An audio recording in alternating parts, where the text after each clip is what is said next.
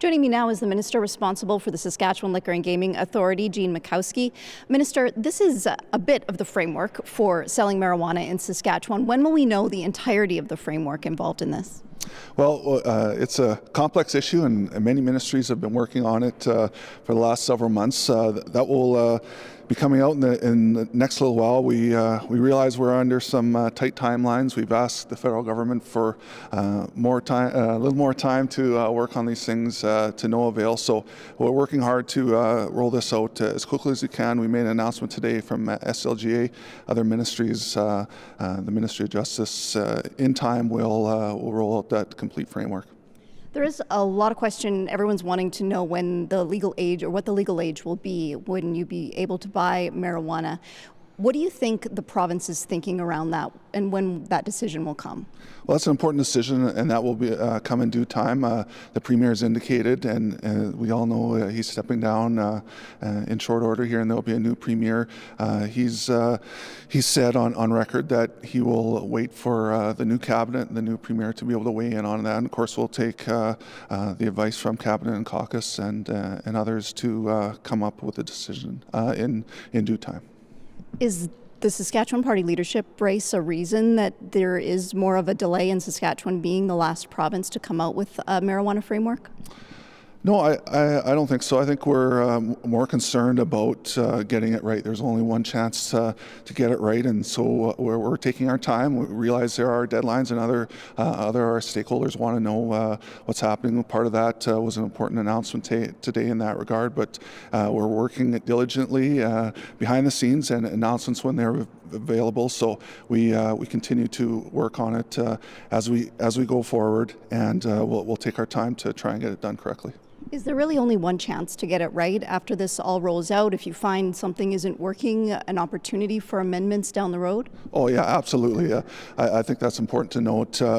We only roll it out once, but of course there's always changes, things that we didn't anticipate, or we see what's going on properly, something that may not be working, and we do that all across government as well. We like to think we're a government that listens and adjusts when we think we have to. So that will be the case. There's certainly a lot of unknowns still in the cannabis world in Canada and Saskatchewan, and exactly what the market will be and those sorts of things. So it's one of those things that we'll try and be diligent and nimble moving forward in situations that may arise as we expect there certainly will be in this area.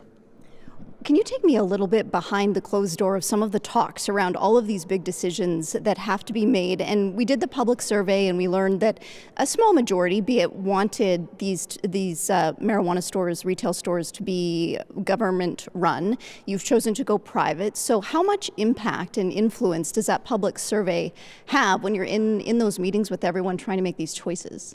Well, yeah, you certainly look at those, but I think overall, when you look at it, there's retailers in Saskatchewan in other products, and we're not in that area. I just think the upfront costs to be a retailer and wholesaler for that product with an undefined market is quite risky for the taxpayers of Saskatchewan. So I think with that decision to go private, we de-risk it.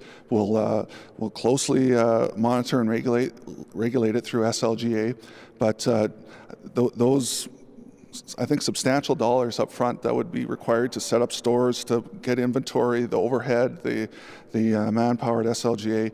I'd rather see those millions and millions of dollars go towards hospitals in our provinces, schools and roads, and many, many, many more on the list. So that's sort of the decision. I think at the end of the day, that's one of the big reasons we came up with this regime. Is that public survey influencing other choices you're making? Are you having a look at it as you go through these decisions? I think it's important to understand what folks in Saskatchewan want. A lot of those will be announcements through other ministries, but yeah, I think in general, as a government, we like to talk to stakeholders and listen and make decisions on various things all across government. And as MLAs, we're always fielding calls from our constituency office and people we talk to all the time. So that's part of being in government. What are some of the biggest potential pitfalls that you see as we get into legalization of marijuana? Well, there'll be several things. I think there's concerns around the health system, some of those things, and impairment and operating vehicles in the province. So, again, I think other ministries might be able to understand or speak to that better. But certainly, this is a product or something for sale that will be for sale, whether we're in the space or not with the federal backstop. So I think the announcement today helps us deal with that and be able to mix public safety and community concerns with access to consumers that may be interested in it. Thanks for your time today, Minister. Okay. Thank you very much.